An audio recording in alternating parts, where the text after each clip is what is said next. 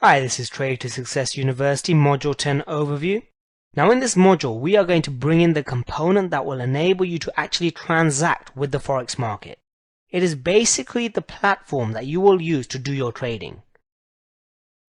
And of course, it's the broker account. I'll talk you through where to open one in this module.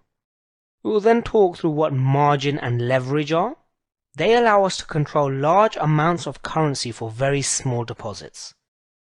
They need to be used responsibly, otherwise you can lose a lot of money.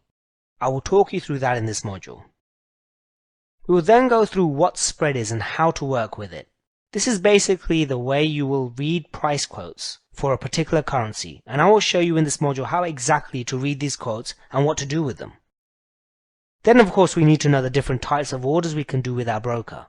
There are many different order types, and each one has its own way of being executed in the market. I will talk you through exactly which ones to use when entering, managing and exiting our trades. So let's get straight into it now. Go to the next page where we will get started with Module 10. This is Kumar for Trade to Success University, and I'll see you in the next video.